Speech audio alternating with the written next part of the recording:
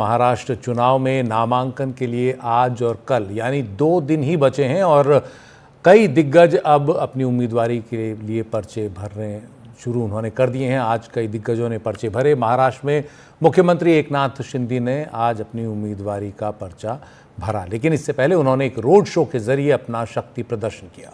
इस दौरान महाराष्ट्र के उप मुख्यमंत्री देवेंद्र फडणवीस भी उनके साथ थे। शिंदे ठाणे की कोपरी पचपाखाड़ी सीट से चुनाव लड़ रहे हैं।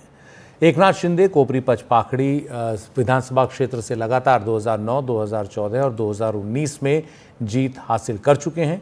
ठाणे जिले का ये क्षेत्र शिंदे के लिए एक मजबूत राजनीतिक गढ़ माना जाता है। मुख्यमंत्री एकनाथ शिंदे के मार्गदर्शक आनंद दिघे के भतीजे केदार दिघे को एकनाथ शिंदे के खिलाफ शिवसेना यूबीटी ने अपने उम्मीदवार के तौर पर खड़ा किया है।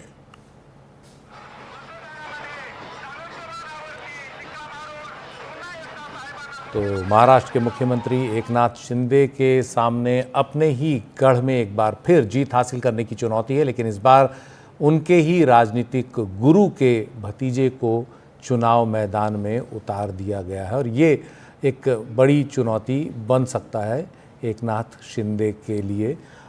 जो उनके मार्गदर्शक थे आनंद दिघे, उनके भतीजे केदार दिघे शिवसेना उद्धव ठाकरे की तरफ से चुनाव मैदान में होंगे और ये सीधी लड़ाई एक तरह से आनंद दिघे के भतीजे और आनंद दिघे के शिष्य के बीच में है।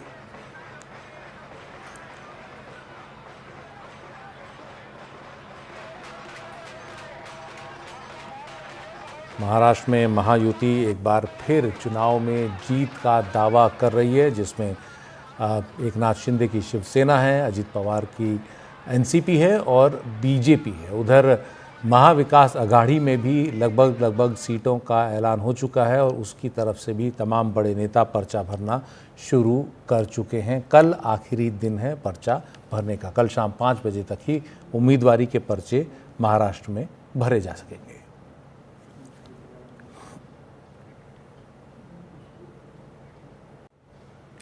और अब एक बार फिर चलते हैं। मुख्यमंत्री एकनाथ शिंदे ने आज अपनी उम्मीदवारी का पर्चा भरा है और जिस सीट से वो खड़े हुए हैं उसी सीट से उनके ही गुरु के भतीजे खड़े। कोपरी पचपखाड़ी सीट है जहां से एकनाथ शिंदे लड़ रहे हैं और उनके खिलाफ उनके मार्गदर्शक आनंद दिघे के भतीजे केदार दिघे शिवसेना यूबीटी से उम्मीदवार होंगे।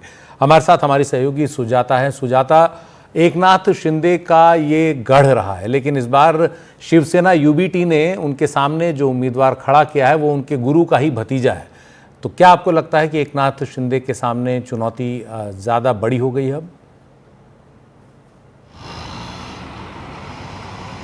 देखिए, अगर हम देखें तो पिछले 3 बार से कोपरी पचपाखड़ी से जो एकनाथ शिंदे के आंकड़े बताते हैं वो ये है कि जब भी उन्होंने अपनी जीत दर्ज की है तो जो रेशियो है वो 45 से 50% से ज़्यादा का रहा है। यानी एकनाथ शिंदे का जो जीत का रेशियो है और थाने में जो उनकी पॉपुलैरिटी बढ़ी है 2001 के बाद से, वो कहीं ना कहीं हर एक के बीच जो है एकनाथ शिंदे एक लोकप्रिय नेता के तौर पर उभरे। और 2022 के बाद से जब शिवसेना के समीकरण बदले उसके बाद से ही एकनाथ शिंदे को कहीं ना कहीं थाने ही वो गढ़ है उनका जहां से उन्हें सबसे ज़्यादा समर्थन दिया गया। और जब कोई उनके साथ नहीं था तब उनके विधायकों के साथ थाने के वो लोग थे जिन्होंने उनका समर्थन देकर बताया कि वो उन्हें मुख्यमंत्री के तौर पर एक्सेप्ट करते हैं। और इस बार भी जब मुख्यमंत्री एकनाथ शिंदे चौथी बार 2009, 2014 और 2019 के बाद अब चौथी बार जब वो इस रीजन से आज जब पर्चा भरने गए तो हम देखते हैं कि हज़ारों की तादाद में लोग होते हैं, लेकिन आज की जो भीड़ थी वो कहीं ना कहीं जो वहाँ पर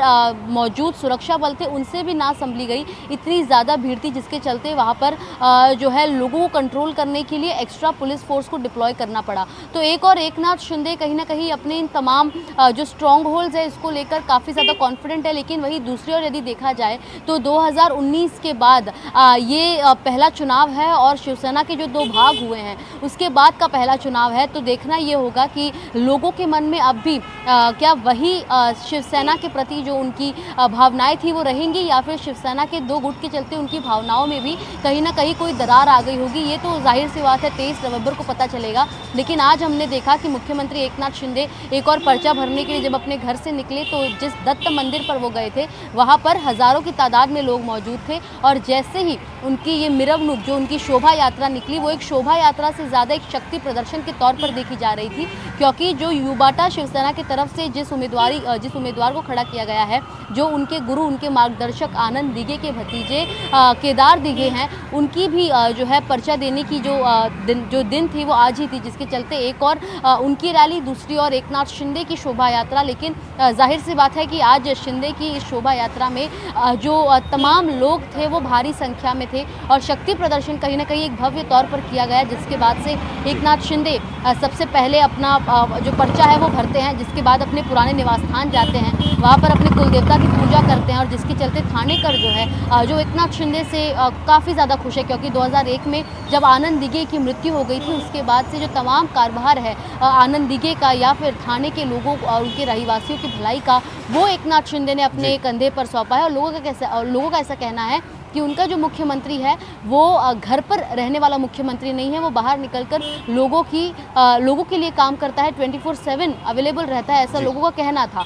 तो कहीं ना कहीं देखना ये होगा कि जो ये सीट है कोपरी 5 पाखड़ी का, इस पे एक और उबाटा ने अपना सबसे बेस्ट कैंडिडेट उनके हिसाब से उतारा है। वहीं दूसरी ओर एकनाथ शिंदे यहाँ से 3 दफ़ा जीत चुके हैं, एक बार पहले थाने से रह चुके हैं, 5वीं बार जो है विधायकी का पर्चा भरे हैं। तो देखना ही होगा कि जीत इस बार किसके खेमे में जाती है। बहुत बहुत शुक्रिया इस पूरी जानकारी के लिए सुजाता।